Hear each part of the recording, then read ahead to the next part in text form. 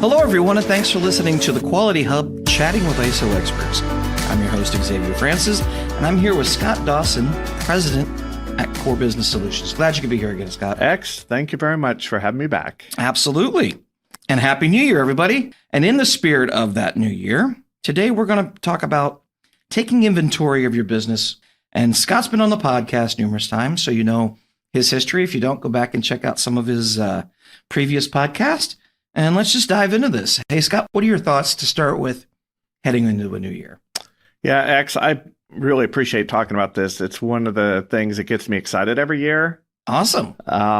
Because I feel like it's to some degree a fresh start. Yeah. Ideas that you had last year, some of them worked, some of them didn't. You can kind of shut some things down, start some new things, right. Get a fresh look at the year. And as I think about annual planning, which this is the time of year we do our annual planning, I'm always thinking about priorities because there's going to be so many things that are pulling at our time. Absolutely. And our attention. And we need to be able to focus as a team, company-wide, on a few things so we get a few things done. If we're not focused, we don't get anything done. No, absolutely. What emerging trends in the market do you think we should focus on or adapt to in the upcoming year? Yeah, these are the things that keep a CEO up at night. You know, what's going on out there? What's changing? How do we need to adapt? What do we need to do new? So this process that we follow stems from at least a year of mulling over and thinking and observing and trying to understand, you know, what's going on that broader scale. So strategy is the feeder system to the planning process. Okay. You got to have strategy. Okay. Strategy, there are a lot of things you have to think about. One is new technologies. That would be the first thing that comes to my mind. I mean, we're a technology company. Look around the room, right? Yeah, we work with that a little. We do. So what's going on in the world of technology that can impact us, affect us, hold us back, help us get farther forward? Boy, the first one that you hear about every single day is AI. Yeah. Right? To me, of course, there are a lot of people with a lot of opinions, and I have mixed opinions about the pluses and minuses of AI in its current state. Right.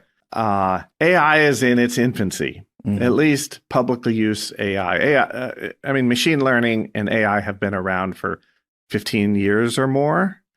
Longer than that if you look in universities and other kind of sources. But from a public tools kind of point of view, ChatGPT and what Microsoft is doing, what Google is doing, making it like every man can go and play with AI. Right. It's now something accessible to everyone with all its warts, with all of its weaknesses, but it's already accessible. It's pretty darn smart. Yeah. It can be really helpful in summarizing information, pulling together information, coming up with new ideas. It's a great brainstorming tool. Give me 10 ways to do this. Yeah. You know? So I think every business, whether or not they're in a technology sector or not, could utilize an AI tool and probably should get it on their to-do list. We're all trying to learn how best we can use these tools to serve our customers better, to be more efficient, to accomplish more, to offer new levels of quality and service through our organization. Yeah, and we've had some success at that. We've had some success. I know that myself and others have, at least used it for an efficiency and, some other things that's like, oh, this isn't going to take me a half an hour. I can do it in 10 minutes. Do it in 10 minutes. On the next thing. Yeah. Yeah. I know AI is part of your prep for this. It is. For the podcast. It's just pulling ideas together, pulling information together, getting it organized. Summarizing things? It's summarizing things. It's not the end all and it's not perfect. You have to be cautious, of course. You need to be educated. I had it make a mistake where I was asking it about a specific topic we were going to work on, and it answered it. And I said, no, that's wrong. And it's like, oh, I'm sorry, you're right. That is wrong. Let me rephrase. And I'm like, if I wouldn't have known what I was talking about to at least a degree. Yeah, I always double check information that it gives me. Absolutely. So I think that's a thing that is to me as big as the start of the public internet. these years will be the years when, do you remember life before AI? And our grandkids will say, no, I really don't. I don't know. You must really be old, Grandpa. Yeah. You know? Like we are with smartphones. Like we are with smartphones. You didn't have a party line? What's a oh party my gosh. line? What could we, now how could we live without a smartphone? I know. 10 years ago, did we even have them? Yep. 15 years ago. Mm-hmm. So these are, our world is changing fast. This is part of that cycle. We're at the beginning edges of that. So in the next year or two, every business will be impacted. That's my opinion. Yep. And I think it's shared by most. These are really, really interesting points. Let's pivot to customer needs. How have customer needs, their preferences, or demands, how have they changed? And how can we adjust our offerings as a business to meet those needs? Yeah, customer needs do change. Even in more mature markets, we're in a pretty mature market. ISO standards have been around a long time. But the needs change and customers' preferences change, and the way in which you service customers continues to change. Some of it's influenced by some of the technology stuff. Other aspects of work from home means you don't go on site and meet with a customer if everybody's at home. That's right. There's no site to go meet with them at. Right.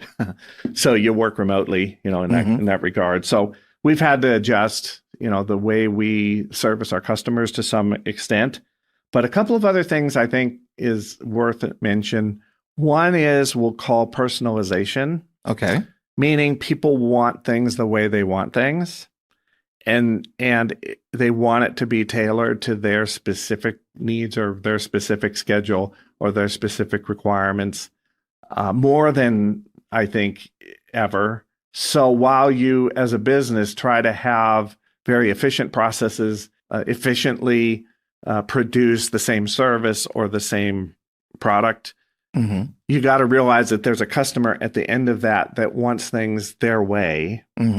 Sounds like a hamburger commercial a little bit there. But an old hamburger now I'm commercial. Yeah, exactly. But, companies have to think about how do we tailor, adjust, or personalize products and services so that every customer gets what they need at the time they need it in the way they want to consume it or utilize it. Like in manufacturing, you're seeing more things like modular designs. So you could pull certain components out or put them in a few minutes or a quick moment, and then produce something in a more customized way. So your tooling or your processes change so that you can be more modular, more adaptable. I think that's an aspect of it. I think, many industries, they're looking at 3D printing as a way of producing one unit in a way that meets a specific need. In an efficient way, for that to be delivered. Boy, that whole field is changing very fast. And what you can print with. And print is a little bit hard to get your head wrapped around when we're used to print meaning this piece of paper. But I think it's, those are just ways in which personalization has impacted industries, and technology is enabling people to be more picky when they consume or purchase from various companies or various sources. And those of us who are vendors need to be considering that, we can't just chunk out 2,000 parts and expect everyone's just going to be happy with those 2,000 parts in some industries. Right. You need to be able to tailor down to even sometimes an individual level. Yeah. Well, and to flip that on the ISO ear, you're supposed to be paying attention to your customers, taking their surveys and stuff to know what they want. Yeah. How can you better serve them? So if you're doing that, you might see that customization, and now you're going to have to make some adjustments. And related to that, I think, is speed and convenience. I kind of alluded to that a little bit a moment ago. Is not just how quickly can you ship your product, as always important. How can you shorten the throughput time or the cycle time in your operation so you can be more timely and responsive? But it's how quickly do you get back to customers with information? Yeah. How quickly do you have the right information on your website so it stays current? So it's not 3 weeks later, you finally get a chance to make the update. Right. Meanwhile, people have seen old information. You know, how do you keep things current and internal processes that allow you to be more responsive to your customers' needs, make it more convenient for them, think about it from their point of view, allow them to place an order on their phone or whatever it happens to be, or through AI. Right. I don't know, maybe. The thing about speed and convenience and maybe personalization, if you're not going to deliver improvements in those areas, your competitors are probably going to do it. I would think so, yes. So whether it threatens to take business from you this year, maybe it won't this year, but it might next year. Some of these things take a while to actually deploy and implement. So maybe somewhere on your plan, you want to have something that's helping you meet your customers' needs in a new way. That's another thing to, consider as you put in your... Or maybe put that on a survey now. Okay, this may or may not be something we need to look into. Let's gauge it. Yeah, exactly right. But it's part of the planning process, another aspect to think about. Yep. Well, it seems like tech, like you said here, has been moving very fast. People have changed their views on things. They want things more customized. Let's pivot to employee engagement. What strategies can a company implement to better engage and motivate employees for increased productivity and retention? Well, yeah. And I think it's treating your employees as if they're customers, I think underlies all of everything I'm going to say. I like that idea. When I was starting in business, the owner of a company I worked for was a deacon in a church, very devout man. And he told me once that the way he thinks about his business is as if every employee is a volunteer at the church. And he's got to keep them engaged and motivated to spend time or donate their time, donate their energy, donate their money to a voluntary, organization as a church is. And you kind of have to win the hearts and minds in order to keep them interested, engaged, and ultimately to continue to support the church. Well, with employees, they really do volunteer their time. They choose to work for you. They choose to work at this company. They choose to not go somewhere else. It's not like people don't have options. Of course they do. It's not like people aren't, in demand. They absolutely are. Even when unemployment is high, there's still your talented people are in demand, and your competitors or other industries would love to have your employees working for them. So you've got to approach your employees, I think of it as if they're customers. But people have choices, and you have to recognize it. So as an employer, how do you make this the best place that people have ever worked at? That's how I think about it. Well, where would I want to work? If I had to choose. This happens to be a company I own and I founded, but I want to work here too. Yeah. So how do you create that engaging environment that people want to be a part of and put their best work forward every day? So some things to think about in this day and age, flexible working arrangements. That's not always possible in every industry.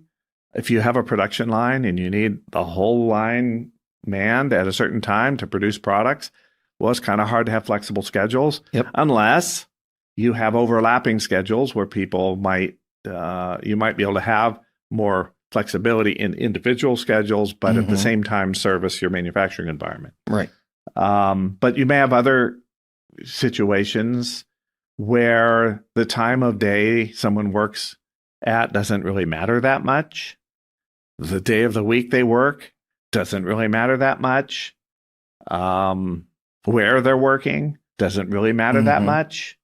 When those are, conditions of a particular job, then being flexible, why not? Why not make it more accommodating? Because people have a lot of demands on their time, especially if they're working from home. Yeah. Working remotely. There are a lot of additional responsibilities that come in on them. A delivery at the door. Yeah. They got to deal with that because they're home, or the dog needs to be put out, or you have kids at home, or, other kinds of things that need to take people's attention. Well, can you accommodate those things in the way you manage your company? In some cases, the answer is yes. In some cases, no. But you ought to think about that's an area of give back that an employer could easily, accommodate Well, maybe changing your focus too, and not just hours, but productivity. Yeah, you could do that because too. some people, they might work a first shift job, or that's generally where they work, but they're creative at 10 at night. Yeah. So are you gaining their best productivity by using them in the hours that everybody else? So consider flexibility. Yeah. Is that something to think about this year? Continuous learning and development. Boy, everyone wants to stay on top of the latest in their industry or in their job. Some of us have to. Some of us have to. Exactly right. So what are you doing as an employer to encourage that, to fund it, to reward people for doing that, give them the time and the opportunity to learn? That's a huge benefit that employees really appreciate. And as an employer, you get back, people who are better educated. Yeah. So how much of that is in your plans, for the year? And then recognition and reward. People need acknowledgement, and especially when people aren't working in the same building where you can walk by and say, "Hey, good job," or "Hey, everybody, look and see what X got done this time." Now you got to go out of your way to provide recognition sometimes. And sometimes their job, even though it may be important and vital, might not be something people see. Yeah. I do podcast and video. Very easy for you to see what I do. Yeah. But somebody that's working on code every day, and it's a process that takes 6 months to get one thing done on a piece of software, and it's just this little upgrade, but it actually takes a lot of work. How do you acknowledge what they did? Exactly. And at least show appreciation. Yes. For what they did. Any last points you might have on companies that are looking into the future, what their plans are? Yeah, if you don't plan things, then you really have no way to focus where you're going to go. So using some kind of an annual planning process involving your staff in doing that, consider the external factors, internal factors. And then, take your best shot, monitor how you go through the year, stay engaged with your employees, and next year, do it again and reorient the ship and, continue on your destination. I think annual planning is important. It's the time of year when people think about that, try not to make it just the latest New Year's resolution. At least I'm not very good at that.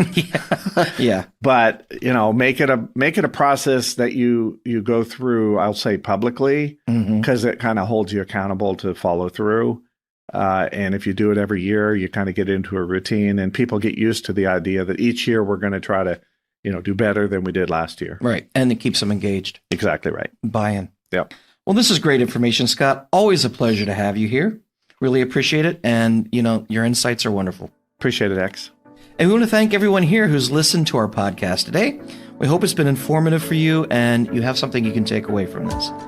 If you're looking for more information about us, Core Business Solutions, and how we can help you with ISO certification, cybersecurity, or even customized training, please email us at info@thecoresolution.com.